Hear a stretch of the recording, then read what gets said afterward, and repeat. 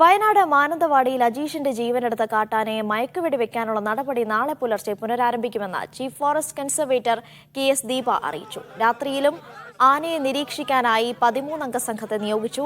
ഇന്ന് ദൌത്യസംഘം ആനയ്ക്ക് തൊട്ടടുത്തെത്തിയെങ്കിലും സാഹചര്യം അനുകൂലമല്ലാത്തതിനാൽ വെടിവെക്കാനുള്ള നീക്കം ഉപേക്ഷിക്കുകയായിരുന്നു.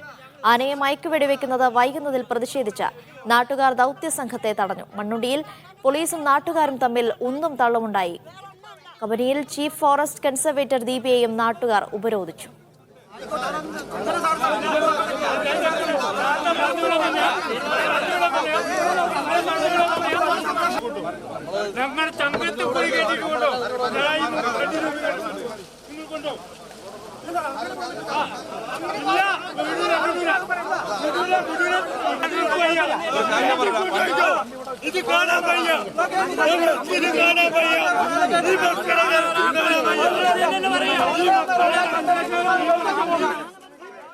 ഇന്ന് രാവിലെ 5:30 തൊട്ടാണ് നമ്മൾ ദൗത്യം തുടങ്ങിയിട്ടുണ്ടായിരുന്നത്. ഇന്നലെ രാത്രി അതിൻ്റെ ഒരു പാട്രോളിങ്ങും കാര്യങ്ങളും ആയിട്ട് ആനേനെ നമ്മൾ കണ്ടെയ്ൻ ചെയ്യാൻ വേണ്ടിയിട്ടുള്ള കാര്യങ്ങൾ ചെയ്തിട്ടുണ്ടായിരുന്നു.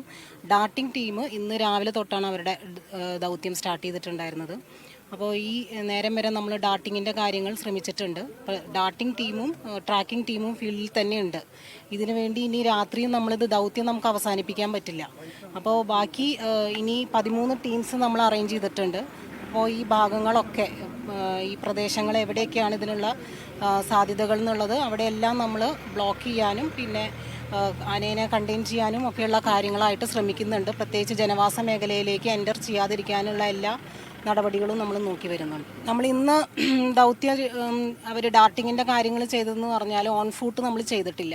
ഓൺ ഫൂട്ട് ചെയ്യാത്തടത്തോളം നമ്മൾ കുങ്കിയുടെ മേളിൽ കയറിയിട്ടാണ് ഇതിൻ്റെ ഡാർട്ടിങ് കാര്യങ്ങൾക്ക് ഡോക്ടറും ഫീൽഡ് സ്റ്റാഫും നേതൃത്വം കൊടുത്തിട്ടുള്ളത്.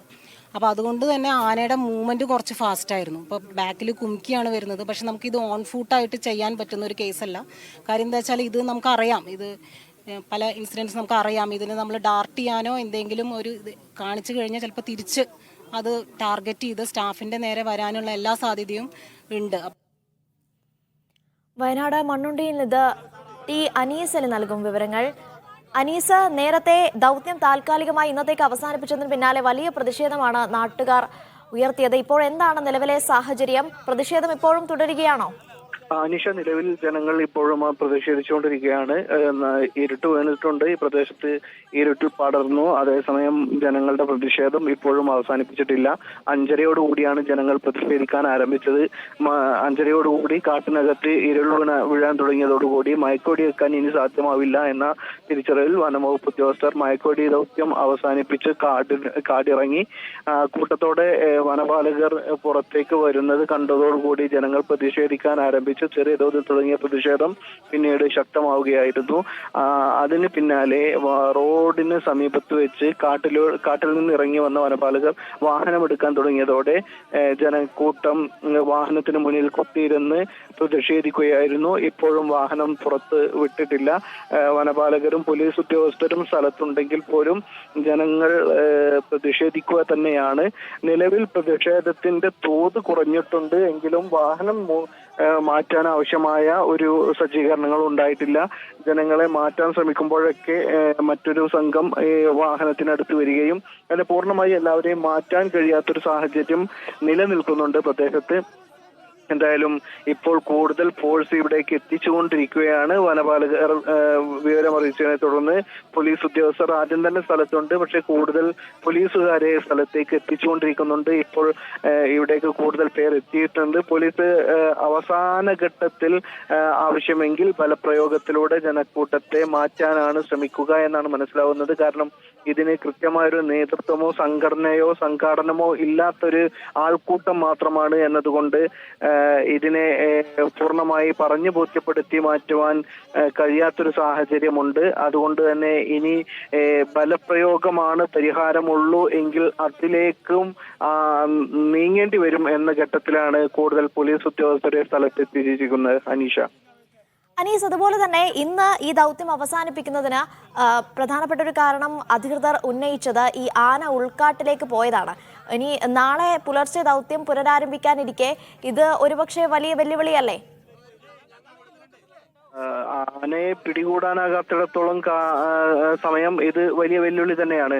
നേരത്തെ അജിയെ കൊലപ്പെടുത്തിയ ചാലിഗത്തയിൽ ജനവാസ കേന്ദ്രത്തിൽ ഒരു ആന രാത്രി മുഴുക്കെ നിലനിന്നിരുന്നു എന്നതാണ് ഏറ്റവും ഇതിനേക്കാൾ ഗുരുതരമായ സാഹചര്യം. ചാലിഗത്തയിലെ പടമലക്കുന്നിന് മുകളിൽ ആന രാത്രി മുഴുവൻ ഉണ്ടായിരുന്നു. അതിനുശേഷം ഇന്ന് പുലർച്ചെയാണ് അത് കാട്ടിലേക്ക് കയറിയത്, പുഴ കടന്നു പോയത്. അതോടുകൂടി ജനവാസ കേന്ദ്രത്തിൽ നിന്ന് ആന നീങ്ങി എന്നത് ആശ്വാസകരമായ ഒരു കാര്യമാണ്. അതി ജനസാന്ദ്രത ഏറിയ ഒരു പ്രദേശത്ത് ചാലിഗത്തയിൽ ഒരാളെ കൊന്നതിന് ശേഷം കൊലയാളിയായ ഒരു കാട്ടാന ജനവാസ കേന്ദ്രത്തിലെ ഒരു കുന്നിന് മുകളിൽ അങ്ങനെ തമ്പടിച്ചു നിൽക്കുന്നു. ഏത് നിമിഷവും കൂട്ടത്തിന് നേരെ വരും, ജനങ്ങൾക്ക് നേരെ അല്ലെങ്കിൽ വാഹനങ്ങൾക്ക് നേരെ, കടകൾക്ക് നേരെയൊക്കെ ആക്രമണം ഉണ്ടായേക്കാം എന്നൊരു ഭീതിയൊക്കെ ഇന്നലെ നിലനിന്നിരുന്നു. അതിനിടയിലാണ് ഇന്ന് പുലർച്ചയോടുകൂടി ആന മറ്റൊരു പ്രദേശത്തേക്ക് കർണാടക വനമേഖല ലക്ഷ്യം വെച്ചുകൊണ്ട് ആന പുഴ കടന്ന് പോയത്. അതിനുശേഷം ബാവലി വനമേഖലയിൽ വെച്ചുകൊണ്ട്, ബാവലി മണ്ണുണ്ടി വനമേഖലയിൽ വെച്ചുകൊണ്ട് ആനയെ പിടികൂടാനുള്ള ശ്രമത്തിലായിരുന്നു വനപാലക സംഘം. വനത്തിലേക്ക് കടന്ന ആന എന്തായാലും നാട്ടിലുള്ള ജനവാസ കേന്ദ്രത്തിൽ തുടരുന്ന കാട്ടാനയുടെ അത്ര ഭീഷണിയല്ല. അതേസമയം ഏത് സമയത്തും ജനവാസ കേന്ദ്രത്തിലേക്ക് ഇറങ്ങാവുന്ന ഒരു സാഹചര്യം ഇപ്പോൾ ഉണ്ട്. അതാണ് ജനങ്ങളെ പ്രകോപിതരാക്കുന്നത്. അനീഷ.